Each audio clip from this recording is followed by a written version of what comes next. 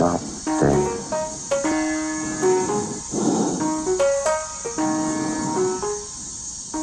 I'm afraid. Why don't you play us something, baby? Why don't you play us something? Why don't you play us something, baby? Start? I don't feel so good.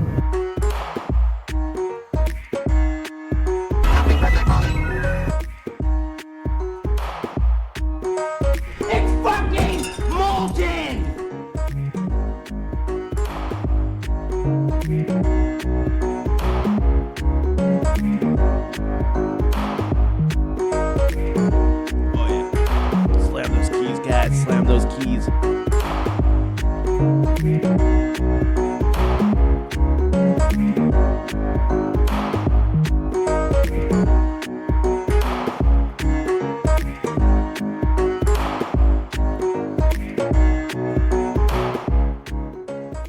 Welcome to the Movie Epidemic podcast. It's a Buck Solo edition. Third one in a row. Guess you guys are getting tired of me by now. I would too. Welcome to the show. It's a toasty July evening. You're probably wondering, why didn't a new episode come out last week? I didn't want to. But you're getting it today. And you'll probably get one on Sunday. We'll probably be back to Sunday after that. I just needed some time off. It's the dredges of July. It's hot out. It's an earthquake every other day.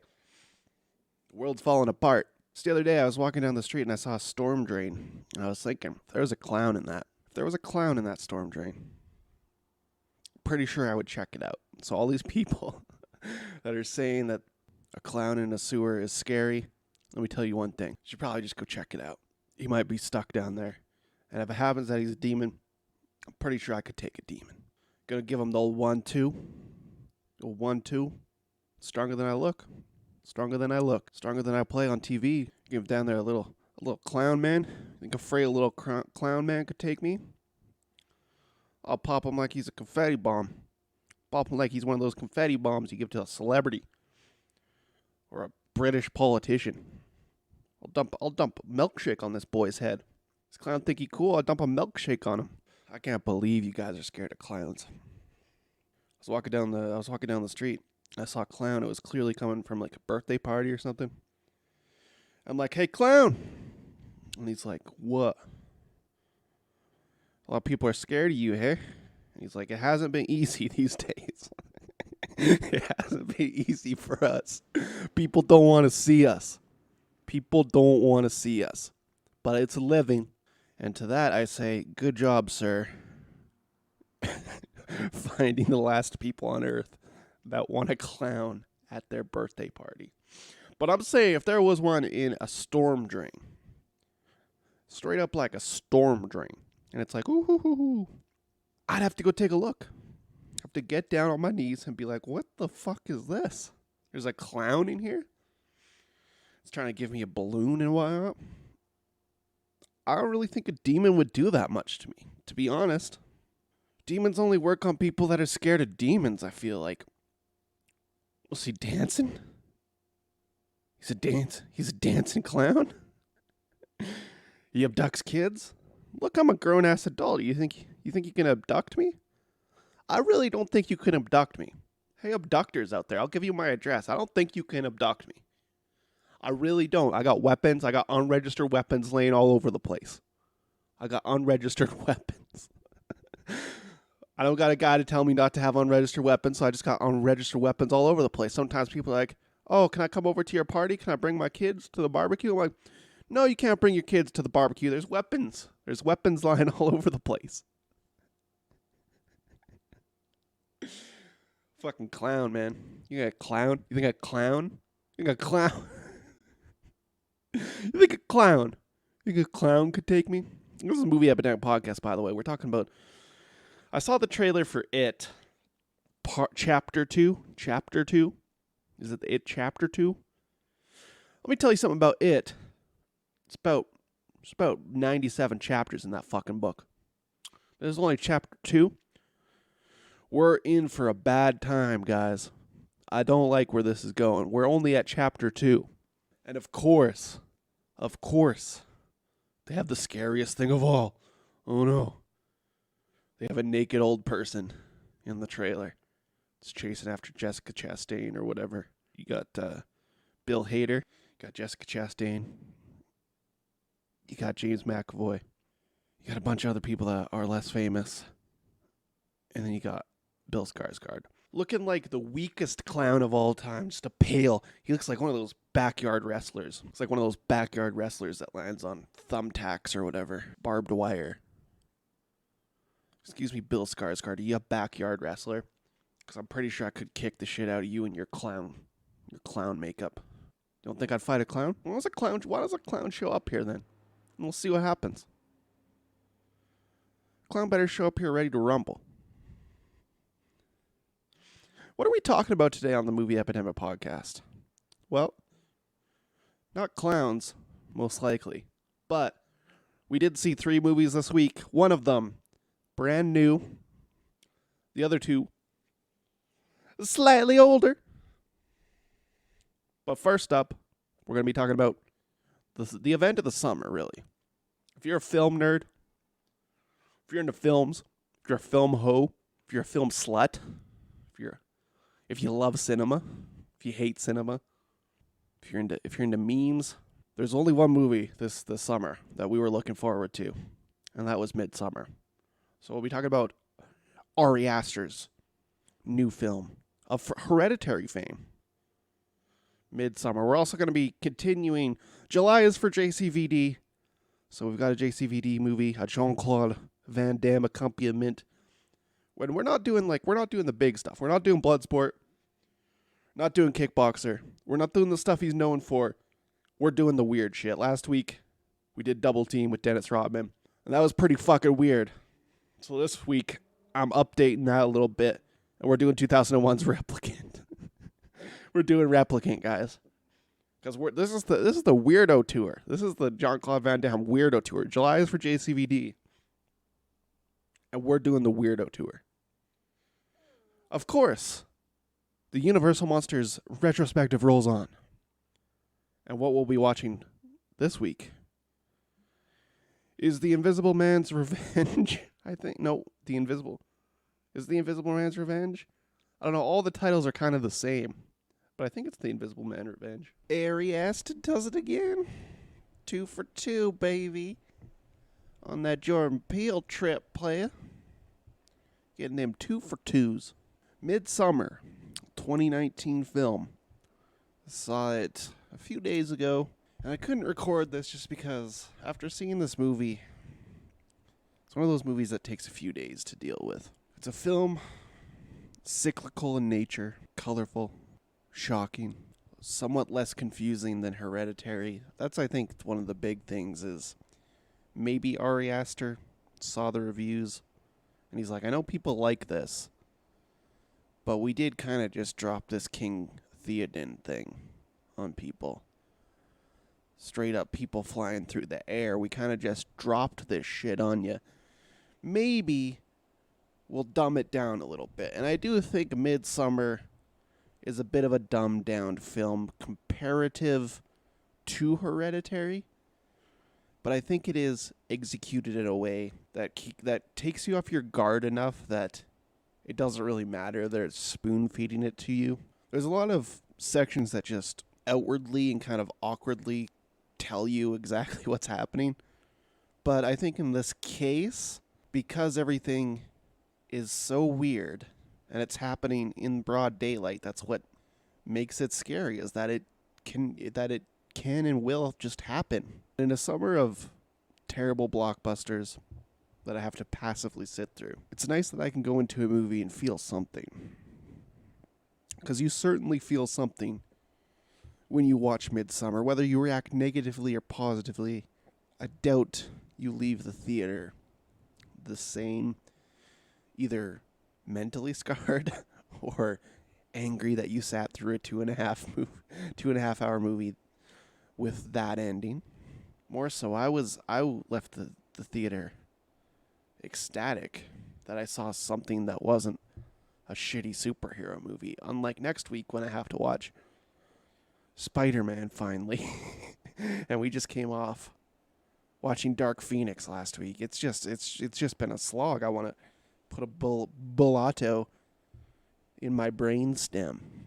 The stars being Florence Pugh and Jack Reynor. Big fan of Jack Reynor. Like Florence, she's good and stuff. Heard she was good in Lady Macbeth. Didn't see it. She's good in Fighting with My Family. I like that movie quite a bit. And Jack Reynor, of course, we know from Free Fire, Sing Street, Detroit, bunch of other stuff. I'm a big fan.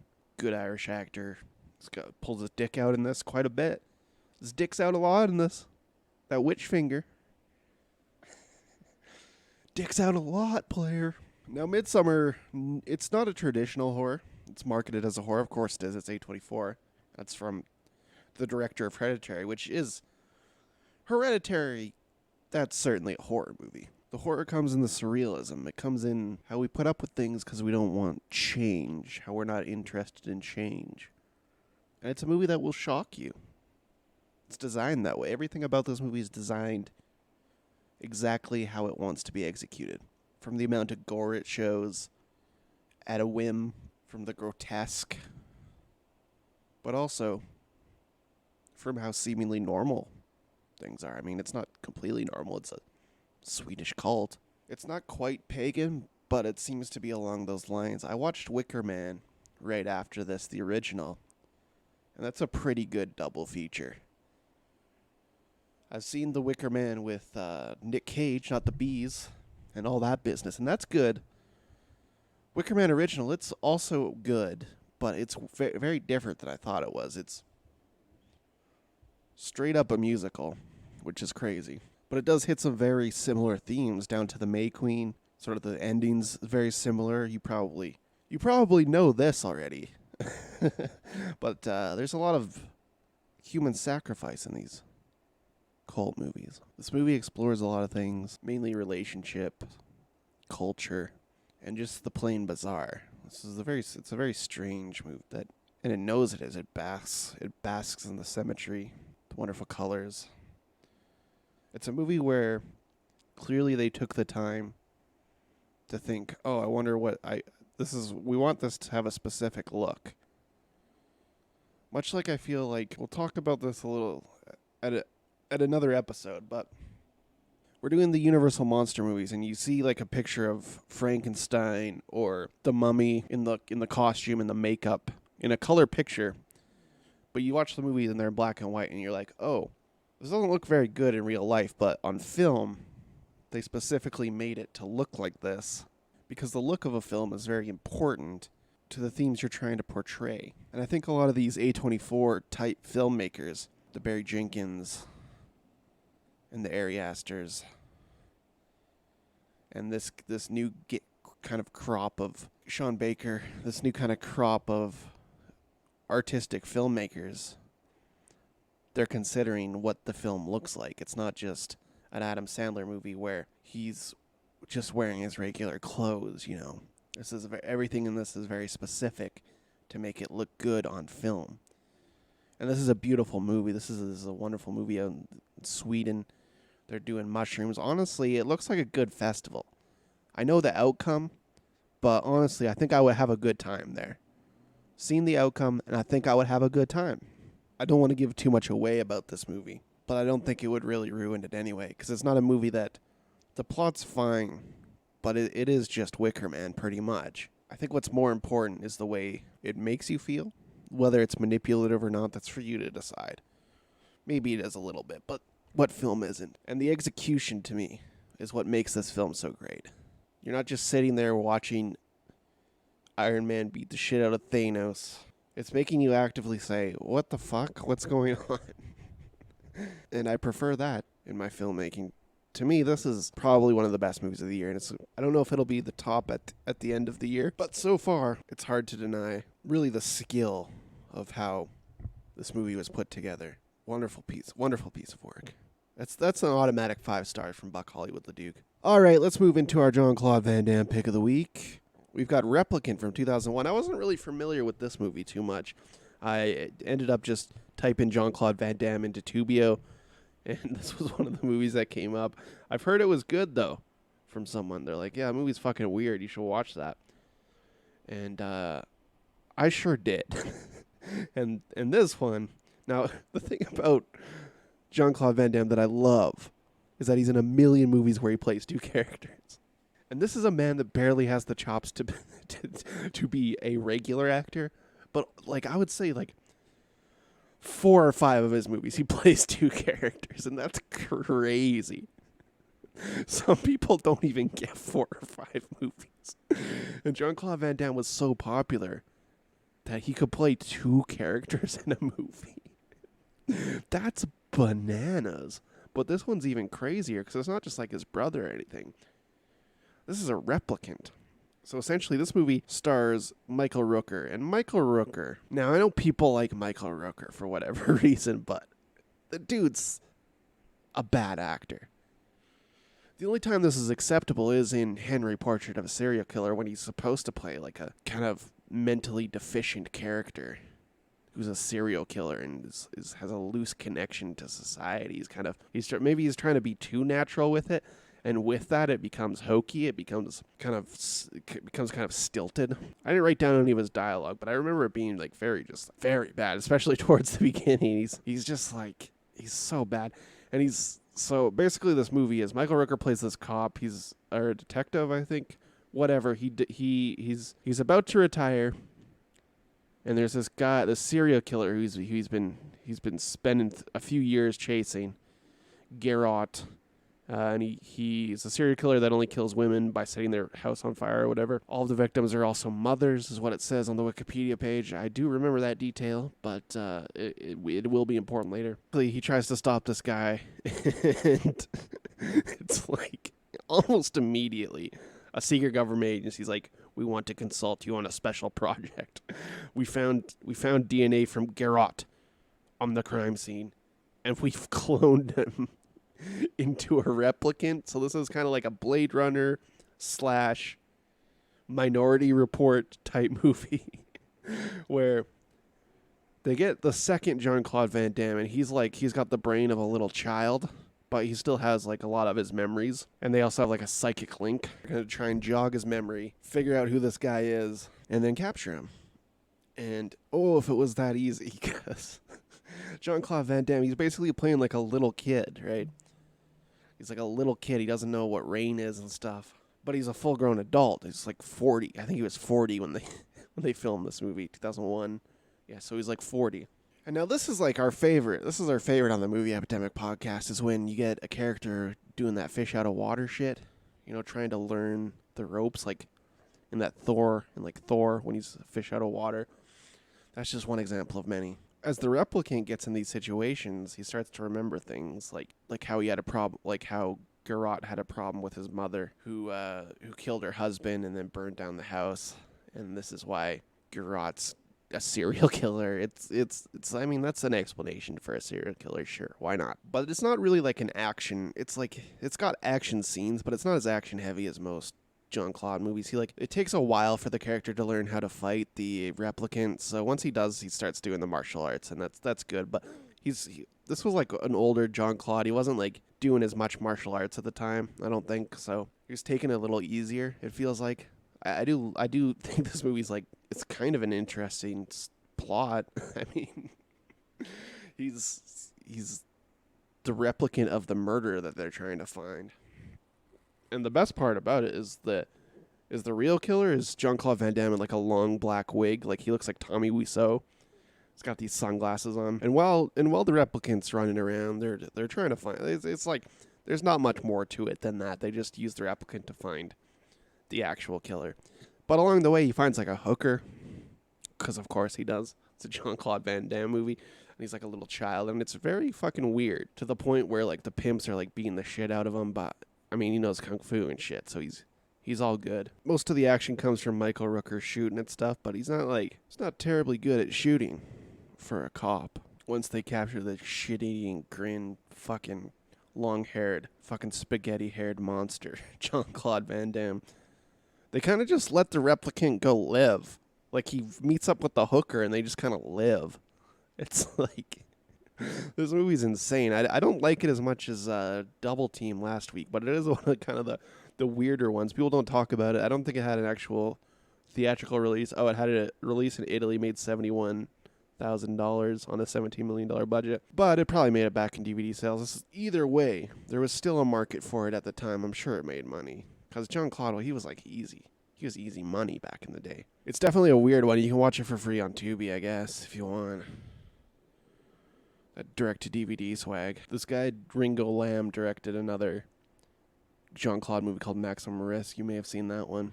Jean-Claude really liked working with these Hong Kong guys because they were all about action, and that's also what Jean-Claude was about. Thin story and lots of action. All right, so that's going to get a 3 stars from Buck Hollywood Leduc. The Invisible Man's Revenge, 1944. Oh boy, baby, we're back into the Invisible Man range, and boy, do I love that shit. This is my shit. Always has been my shit. This one's pretty good. We've got John Hall again. He was also an Invisible Agent, playing the Invisible Man again. Different Invisible Man, however, because these movies don't have that much consistency comparative to The Mummy, or what other ones have consistency. I guess Frankenstein a little bit now deeper, but the Invisible Man, they're always just one-offs. This one's pretty crazy because John Hall plays this guy Richard Griffin, and I think that's like maybe the name of the character, or at least Griffin is, in the H.G. Wells stories, and I don't know if they've ever used it in these movies. And he shows up at this estate, and he's like, "Hey guys, do you remember me? You left me for dead in Africa." And they're like, "No, we didn't." And they're like, "This guy's crazy." And the police are after him for whatever reason. So he's just stumbling around. He's like, he tried to make this threat. It didn't work. They did go to Africa with him, but they didn't leave him to die. And you're like, wait a minute. Is this going to be like one of those things where he actually did go to Africa and they left him for dead? No. There's no twist. He's the antagonist. But it's from his perspective. You watch this movie from Robert Griffin's perspective. And in theory, that's good, I guess. You kind of want to be following the Invisible Man if it's called the Invisible Man's Revenge, but he's not a good guy. And you don't really have anybody to root for. Not that that's necessarily a bad thing, but I think it definitely takes a toll on the filmmaking. Because you're just following around this fucking scumbag for 75 minutes or whatever. So he's just stumbling around, and he just like knocks on this guy's door because he's trying to hide. And it's a scientist played by John Carradine. We love John Carradine. He's really good in this too. And he just knows how to turn people invisible. That's just like, we're not going to explain anything. We only have 70 minutes, so we're going to make it easy on you. We're going to do some cuts. We're going to kind of make this cheaply. But he has like an invisible dog. And when you get an invisible dog involved, that's pretty cool. That's like that might be the highlight of the Invisible Man franchise, is the invisible dog, for Christ's sakes. But he realizes he's a fugitive of the law, and he's like, "Oh, I can help you. I can make you invisible." And it's like, all right. How convenient. How very convenient. Then he has the worst plan of all time. He's invisible. And he pretends to be like a ghost or something. But not really. The guy knows he's alive. He's just invisible. And he's like, I need you to do whatever I say. And I want your estate. And if not, I'm going to kill you. And I'm invisible, so they won't catch me. And it's like, all right. That's the worst plan ever, bro. Blackmail them or something. You're just threatening to kill them? And you're invisible? That's cool, I guess, but that's the plot? Huh. So he goes back to the scientist, and he notices that he's making the dog visible by draining the blood of a second dog. And that dog dies. Piles of dead dogs, by the way. You can't have a Universal Monsters movie without piles of dead dogs. And I don't know the science behind that. I don't think he tries this on the scientist. He's like, well, I need to be visible again for whatever reason. Why not just be invisible, bro? You're invisible. You don't have to pay for anything ever again. I guess he wanted to marry the daughter. That's another part of this that doesn't fucking matter at all. But he also wants to marry the daughter of these people that he's blackmailing, kind of. And that's actually one of the better scenes, is him draining the blood out of John Carradine. And, like, look, I don't think you can drain a person of their blood, but you definitely can't take all of their blood. You can't. How much blood do you have pumping through you? You can't take another person's all their blood. The way this works in the movie is, after a while, like a couple days or whatever, it starts to wear off. It's like, I don't think that's really how blood works. It doesn't just like, it doesn't just go away. It's gonna be that blood type, at least. I don't know. It was the 1944, so science wasn't a problem, and it's also science fiction, so I don't care. But also, it seems pretty inaccurate. And then this leads to another great scene where he's like, well, what if they were talking about the murder? And at this point, he's like he's now visible and trying to marry the daughter or whatever while still blackmailing them. And there's like cops and stuff, and they're talking about if he's a vampire or whatever. And he's like, no, what if the invisible man just needs to drain blood to become visible again? And they're like, oh, okay. It's like it's a bit. It's pretty funny, actually. Like, there's a lot of this movie that is very good. And especially when he's in the invisible man mode, like he's always running into people. And they're like, you're really invisible? How do we know you have a head? So he'll rub like jam or like flour on his face. Or just like splash water on him.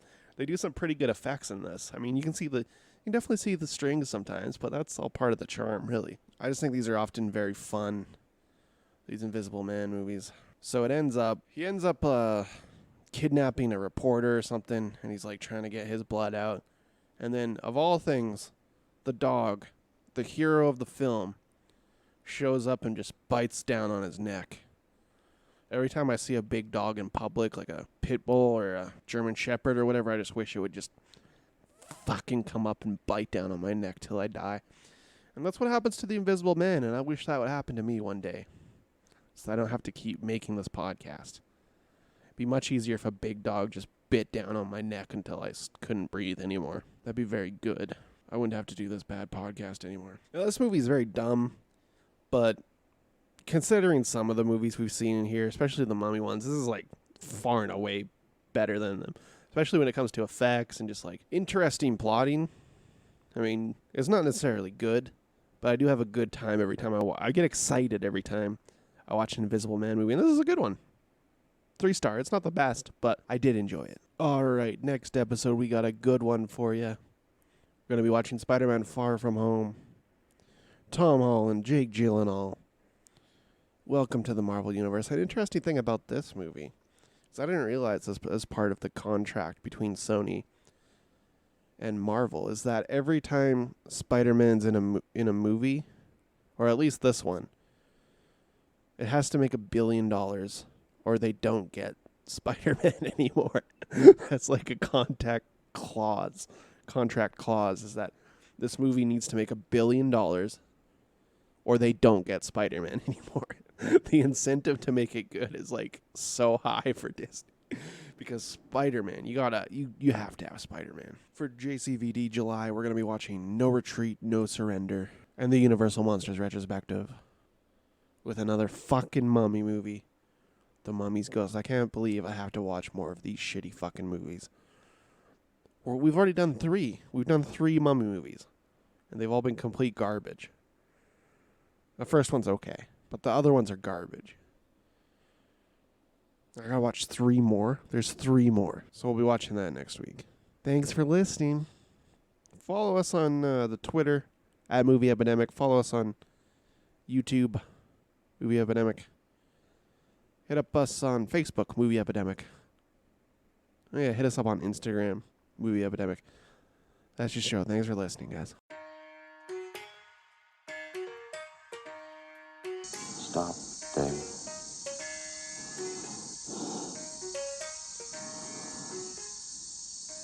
I'm afraid. Why don't you play us something, baby? Why don't you play us something, baby? Start? I don't feel so good.